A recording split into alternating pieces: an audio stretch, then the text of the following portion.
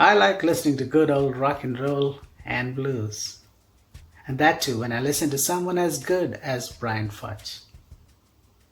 But what can be more interesting is the knowledge which he can share to us, being someone who was closely associated with the studios at Nashville, and also being the vice president of Singer Songwriter Association at Memphis. He can clearly give answers to our questions on why some of our songs are not selected when we send those songs to the studios. Well, we'll go back to his interview, but before that, we're gonna see a song from Brian Futch, a video of a song from Brian Futch.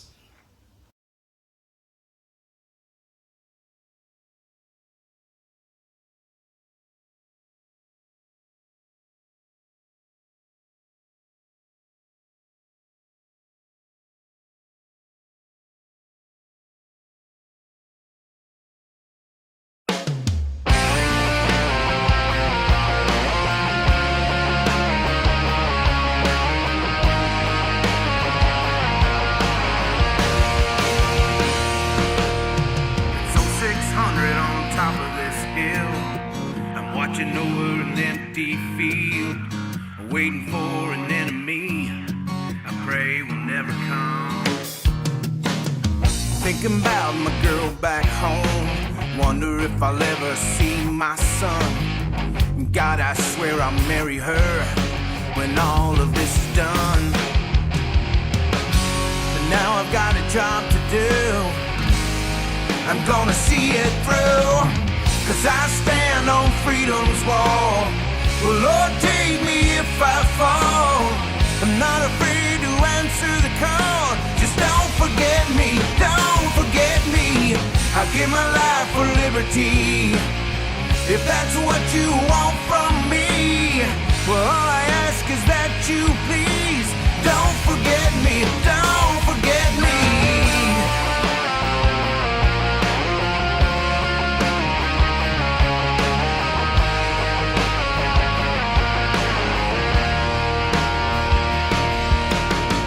Flying bullets have a way that make you cherish every breath you take. Suddenly the simple things you learn to appreciate. I don't care about your politics or what you got in your bag of tricks. The time for talk has long been gone. You hear me, politician? Now I got a job to do, I can't do it without you, 'cause I stand on freedom's wall. Well, Lord, take me if I fall. I'm not afraid to answer the call. Just don't forget me, don't forget me. I give my life for liberty, if that's what you want from me. Well, all I ask is that you please don't forget me, don't forget me.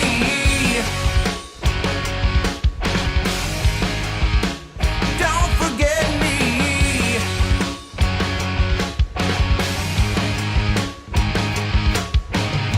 Well, I stand on freedom's wall. Well, Lord, take me if I fall. I'm not afraid to answer the call. Just don't forget me, don't forget me. I'll give my life for liberty, if that's what you want from me. Well, all I ask is that you please don't forget me, don't forget me. Well, don't forget me. Well, don't forget me. No, don't forget me. Oh.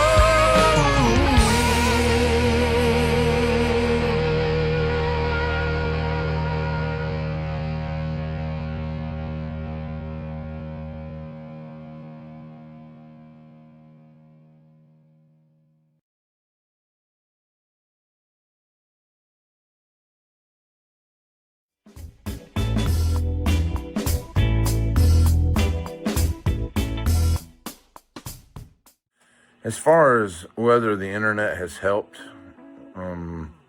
me as an artist or other independent artists, I would say unequivocally yes. How could it not help? It's given you a forum and a platform by which to put your music out there to the world that you wouldn't have had 20 years ago. And it's a blessing to people to be able to take their music and to put it out there for so many people to hear. But it can also be a curse, because in that huge world that we live in, there's a lot of people out there that are putting stuff out that, in my opinion, is not the quality that it needs to be. And so it kind of muddies the water. And everybody wants to be validated in what they're doing. But I think that the internet also allows a lot of unprofessional material to get put out there, and it's hard to find really, really good material. And I know that's a subjective thing to say. It's just my opinion. But I think if you were to talk to most professionals that do this stuff for a living, they would probably tell you the same thing. The internet has helped, but it's also created a situation where it's really hard to find the gems that are out there amongst all these songs and all these artists. And now in no way would I tell people not to do it. You got to follow your dream, and you're not really going to be happy if you don't do that. But I also think you need to be willing to be able to take it when somebody tells you something that you need to hear. And having been a staff writer in Nashville and done all that, believe me, in my opinion, the very first thing that you need to be able to do is to take rejection. But you also need to be willing to listen. And if you get a lot of people telling you the same thing about your song, that, this needs to be fixed or that needs to be fixed or whatever, if you get a lot of people telling you that and you get a pattern developing, well, then you need to be honest with yourself and look at it. But I do believe that the internet makes it possible to do things that there's no way you could have done before. And just from the simple fact that I can record a song in my own studio and I can post it online, and however many people, click on it are going to hear that song. The real, in my opinion, the real, is the word I'm looking for. What you have to really be able to do is get those people to your song. So that really is what you got to figure out. You can have your song out there for millions and millions of people to hear it, but you got to find a way to get them there. And that's the hard part.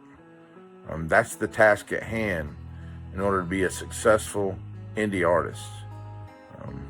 So if you've got your work and you've got good feedback from people and you want to put it out there, by all means, I'd put it out there. What do you got to lose? You just got to get people to listen to it.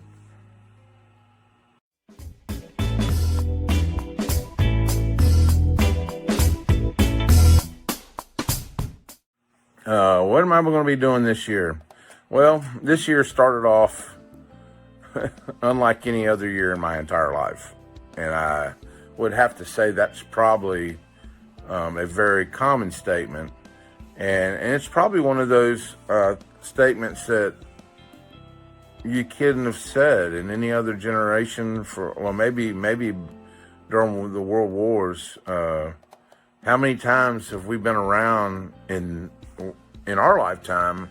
How many times have we had a situation where the entire world can pretty much be affected by the same thing? This quarantine has changed the game for everybody. In one sense, it's been bad. People have died, and it's terrible that people have died. And I hope that we don't forget that as we even move forward, that people are still dying from it, and we need to be aware and do what's necessary. But by the same token, it's also brought people together. I've been able to, I did a show every night for the month of May. Matter of fact, tomorrow night will be my last show for the month of May. But every night, 8 o'clock, I did a show. And I had quite a few people over the last 30 days that started coming every single night to watch this little show that I put on. And that's wonderful, that during such times of stress that we're able to do something that takes people's mind off, if only for 30 minutes, that we can focus on something that's beautiful, like bringing people together. And music is just one of those magical things that touches your heart, touches your soul. And so I won't stop doing this. I won't do it every night, but my plans are now just to continue this maybe on a weekly basis, to continue to put some new original music out there. And also my intention is to start a new album. And I really want to do that. It's been 10 years since I did one. I think it's about time for me to do another one. And I'm going to play out live. This new little band I've started here, I didn't start it, but it was asked to be a part of, the Futch project. We got out and started playing in the neighborhoods, and we've started getting people calling us, wanting us to come play. So I'm going to do that. I'm also going to continue to play with my band Southern Mojo over in Alabama as soon as things open up.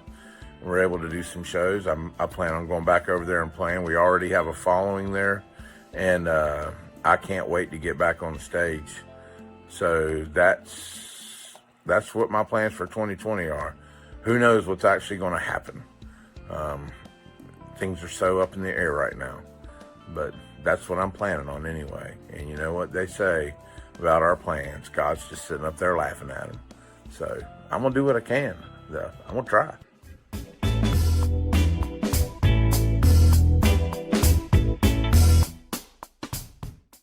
What is it that really gives me the kick? Writing, recording, or playing live? I will have to tell you that the most enjoyable thing that I do is playing live. I love that connection with people. When you're up on a stage and everybody's on it, we're all in the zone, and everybody out there's with you, and you're all singing along together to these songs. It's really hard to beat that. I had the privilege of playing at Gipp's Place in Bessemer, Alabama. It was a world famous juke joint that Henry Gibson started back in 1952, and for 5 years I played there about twice a month with my band Southern Mojo, and it was absolutely the most incredible experience. People came there just to listen to the music, and I love that, because you weren't backup music. They didn't come there to drink and get drunk and all that, but the live aspect of it, the energy that I draw from the band members, the energy that I draw from the crowd, the energy is just incredible. And I think any musician that plays live a lot will tell you, when you get a good crowd and the crowd is really into what's going on and you're connecting with them and they're connecting with you, there's nothing like it. Nothing. I can't think of anything to compare it to. So I've got that bug. And I didn't really start getting out and playing live until I got older, until I got out of the military. And so a lot of these songs that maybe other people are tired of playing, like Sweet Home Alabama and Wagon Wheel and all that kind of stuff, I still love them. I love music. I love anything that's good in music, and so I don't mind playing them. And if it makes people happy, if it makes them get out of their seat and dance, if it brings people together, man, I'm gonna play it. I really don't care what it is. I can't do rap because I just ain't good at it. But anything else I can probably pretty much do. But I respect those who do it. I mean, it's their gift. It's their contribution. It's what they have to say. And playing my guitar and singing songs and writing songs. That's what I have to say. So, but out of the three, the recording, the writing and all, I love writing and I love recording, but none of it, in my opinion, matches when you take the writing and the production and you put it together in a live show and you connect with people and people are listening to what you have to say. There's nothing that compares to that, in my opinion. So I'd have to say that playing live is my deal. That's what I love to do.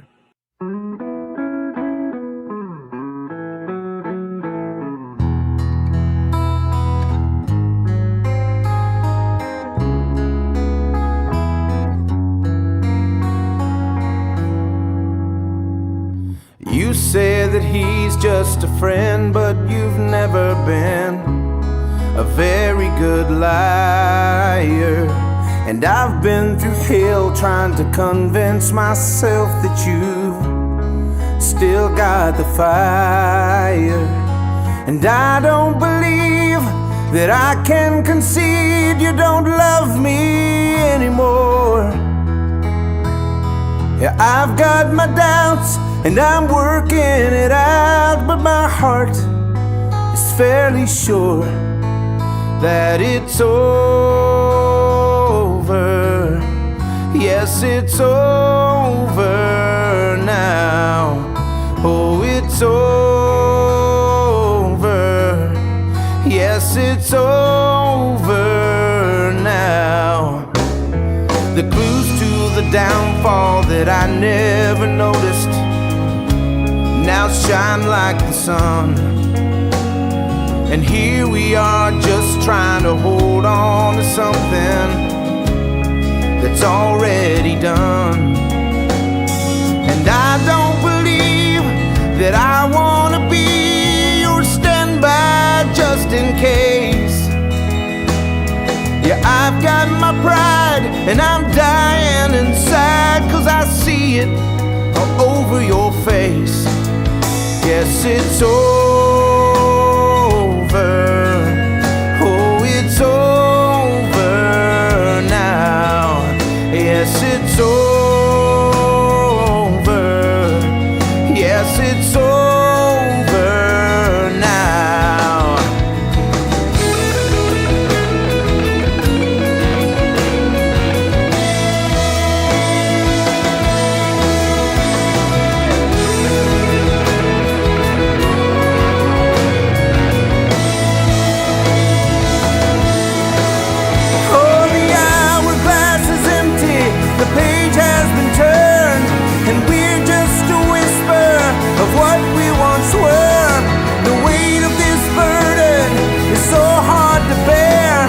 And I think we both know it's time to declare that it's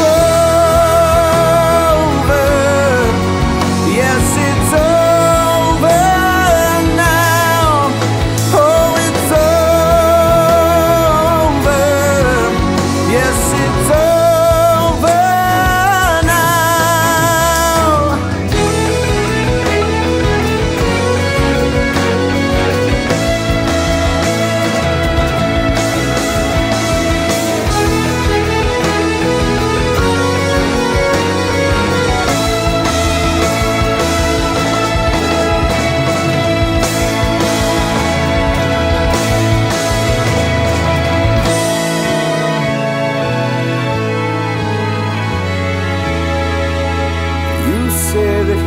Just a friend, but you've never been a very good liar.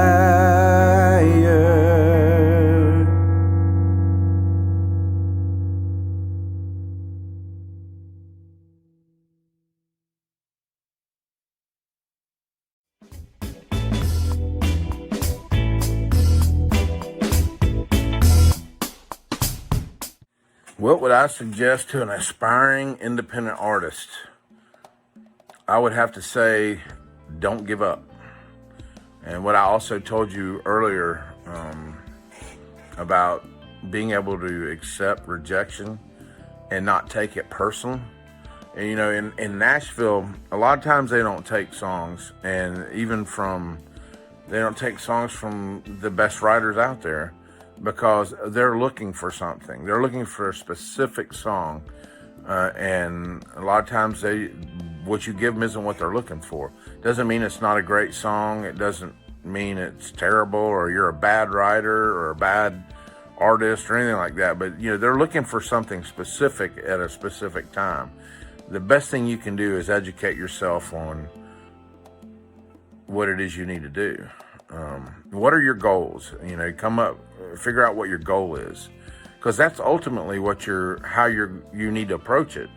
If your goal is just to play music and you don't really care whether you're going to be a professional artist or you're not going to try to sell music online or something like that, then by all means, learn, try to get good at what you do. But it doesn't really matter what anybody thinks. But if you really want to do something, if you want to be a professional, if you want to make money, you want people to buy your music, well then you got to play something that people want to hear. You got to be able to tell a story in a compelling way that draws people in and connects with them. If you can't do that, then you're going to have a hard time. But more than anything, learn your craft. Learn whatever it is that you're trying to do. If you want to be the next Jimi Hendrix, you got to practice. If you want to be a great songwriter, you need to study great songs. Learn everything you can. I'm going to tell you something. There's really no excuse for anybody today not to be able to learn. We have more information right now than we've ever had in our lifetime. Than anybody's ever had. It's at the touch of your phone. YouTube, guitar lessons galore. You can find songwriting groups, workshops from some of the best songwriters there are. I can name a couple places. Songtown.com. They have a couple of professional writers started that site to help people. You have Nashville Songwriters Association International. They do critiques. Now you got to pay a little bit of money and be a member. But I would just tell you that the best advice I have to give for anybody, and listen to it or not, get good at what you do. Do that first. And don't get out there beforehand, because probably the worst thing you can do is not be ready. Because, they say about success, that's when opportunity, meets preparation. So be prepared so that when the opportunity comes, you're ready to do it. But if you're not prepared when opportunity comes, that impression that you give might be an impression that lasts, and you might not get that opportunity again because of it. So I would tell you, the best advice I can give you is to get really good at what you do. And then go out there and don't be afraid of rejection. Don't let anybody stop you. Do everything you can. Pursue your dream. That's the best advice I can give you.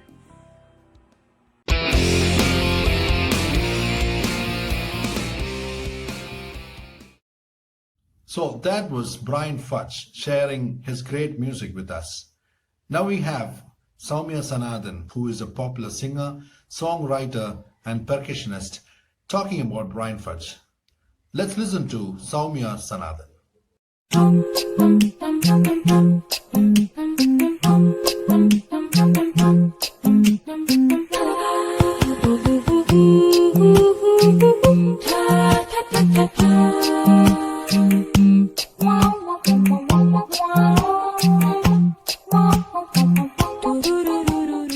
Hi, I'm Soumya Sanathan.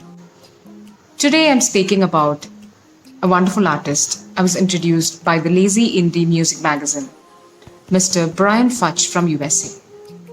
I listened to two of his songs, When a Hero Dies and Don't Forget Me. And I felt that Brian is more into blues and rock, mainly classic rock, with great guitar solos and soul-stirring lyrics sung with a lot of passion. I also learned that he has won so many awards for his songwriting, and I wish him all success in his career. Well, thank you, Soumya, for joining us at Lazie Indie Music Magazine. And we wish you all the best for your future projects. That's all for now. We'll see you next time. Well, that's all for now. Next time with someone else. Ciao.